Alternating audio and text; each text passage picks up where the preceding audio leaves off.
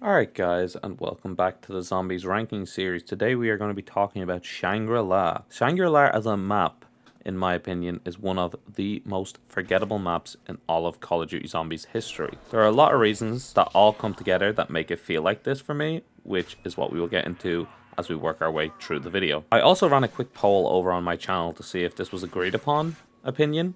And to my surprise, it seems like this is one of my most non-controversial opinions in this entire series so far. Shangri-La topped this poll with 55% of the vote, which is absolutely insane. I was expecting Shangri-La or Moon to win. I was not expecting it to be such a knockout victory. I know I have a very small sample size, but I'm going to assume that the data extends out to a larger sample size. I did do data analytics for college, so I should actually not have to assume this knowledge, but I forget the entire course. So yeah, that is what we're going to do. Taking a look back into the past to when this map came out may give us a glimpse into why this map was disliked at launch, which led to it becoming the most forgettable Treyarch Zombies map in my opinion. On launch, this map was considered incredibly difficult by the majority of the casual community, which is what makes up the majority of the Zombies mode's player count. This has a lot to do with the environment and the map layout. The map is incredibly tight and close quarters. Even when compared to the last map, or even the map 5, this map wins out on how tight a map can be. Most of the pathways in this map allow for just a single zombie, and you, the player, to squeeze by. So if there is a giant horde, good luck getting past it, unless you have the wonder weapon. This led to extreme outcries of difficulty at the time of the map's release. I remember when I was younger, back before Black Ops 3 came out, I wouldn't touch this map at all. I hated it. I also remember that this was the period when top 5s were extremely popular within the zombies community, and there were lists that most often had this map as the most hated or the worst zombies map at the time, and Shangri-La would nearly always find its way onto these lists. One final note about the layout: the traps on this map suck. Not the player used traps. If there even are any on this map, I can't remember seeing any while playing through it there for footage. I'm talking about the spikes and the mud paths that the player must navigate. They just add annoyances to the map and really just make navigating this map a pain for players. And the more of a pain the map is for players, the less players will play it.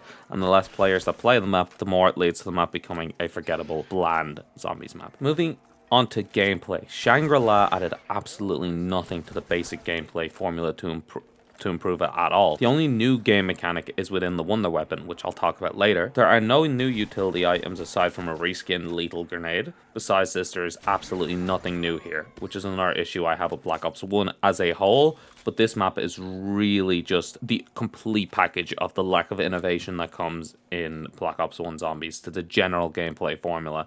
There are map-specific innovations, but when you look at the gameplay as a whole, it's very bland and forgettable. There's just nothing new aside from the wonder weapon for the player to use and help them survive. And now for a quick segue. I had to survive playing this boring, forgettable map for footage, so if you are enjoying my suffering, don't forget to leave a like and a subscription. Okay, the grotesque plug and reminder out of the way, let's talk about the Easter egg next.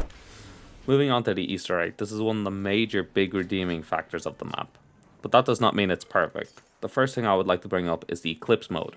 It is an absolute disaster that Treyarch deemed it so that it cannot be activated in solo, which is tragic. It changes the map in such a cool way and makes it look so much more aesthetically pleasing on the eyes. I have no idea why you cannot access this mode in solo, and it is such a shame as I feel like this would help the map become more memorable to the general public. Moving on to the Easter egg. It's actually one of the best Easter eggs Treyarch has made, and it is definitely better than the ones that came before it. My main issue with this is that there is no solo option for the Easter egg. Seeing as though there is a solo option for the one before it, and the one just released next, I just think it's a shame that this has happened. You need a full group of coordinated players to complete this egg, and it's just a shame as some of the most memorable and fun parts of the map are located within this Easter egg. The actual story of the map is memorable and enjoyable to experience, but overall I have to count it as a negative as none of this is available to players on solo play, leaving the map to be a bland, unenjoyable survival experience for solo players. I would also like to take this moment to talk about the co-op experience this map provides, particularly on a public match with randoms. The main area of issue is the pack-a-punch progress in this map when playing with people that are not communicating.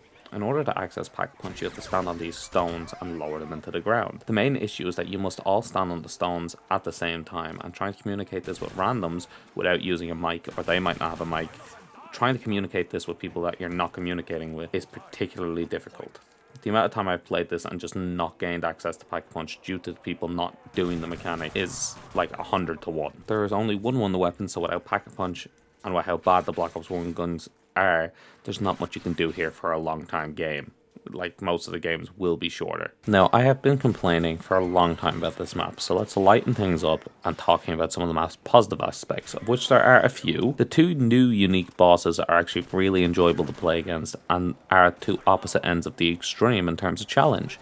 The Napalm Zombie is incredibly slow and hits you like a truck and leaves flames on the ground when it dies, whereas the Screecher is an incredibly annoying zoomer of a zombie that blinds you and sprints towards you at Mach 10 speeds. Both of these zombies provide the map with a unique feel and challenge. I really enjoy the inclusion of these zombies and I feel like they do improve the map, although they do have very high spawn rates, to be completely honest. I would also like to talk about the map's transport. We really have moved from the teleporters of old with this map, as you have minecarts, water slides, and geysers to utilize to get yourself out of trouble, or to just quickly get from one area of the map to another. All of these feel unique, add a nice little flavour to the map. The water slide and minecarts in particular are really fun and remind me of something out of an Indiana Jones movie, which is a nice little touch to the map with this kind of theming. Speaking on the theming of the map also has an extremely strong theme that just works with everything coming together to make this map visually unique compared to anything we've really gotten in this game, and especially since Juno Numa. The final thing I would like to talk about in terms of positives is the Wonder Weapon, which is not only fun but also super unique, as it has an infinite damage weapon that shrinks the enemies on the map, allowing you to kick them across the map, which is not only fun but also incredibly useful. It also has a really unique design, which can be said for all of the Black Ops 1 Wonder Weapons, to be honest. There's an area that this game excels at. It has to be the Wonder Weapon design as a whole, as there are nearly no misses at all aesthetically in this game, and it really makes you miss it later in games when Wonder Weapons start just being reused over and over again with bland designs. Overall, I still agree with my initial assessment that Shangri-La is one of the most forgettable maps in the Zombies game series as a whole, especially when you look at the Treyarch maps. There's so much stacked up against this map from a pure design standpoint that even if Treyarch went back and fixed these issues, would it even be the same map anymore at that point? The awful co-op experience with randoms and the overall disappointing solo play leave a lot to be desired with this map, so I'm left with no other option than to place it in D tier, the first D tier of the series so far. It might not stay there when we get to some of the non-Treyarchs, but for now, that's where it's being placed. Alright guys, so that's my thoughts on the map Shangri-La. Now, I did try a new format with this map's video, so if you enjoyed it, please let me know in the comments below as I tried something new. Leave a like or a dislike, that also lets me know if you enjoyed it. And if you want me to keep up to date with this series, leave a subscription and hit the bell notification button so that you know whenever I post a new video. The next episode will be on Moon, a map I am very excited to talk about, as it is the return of my beloved innovation. So I will see you all in that one.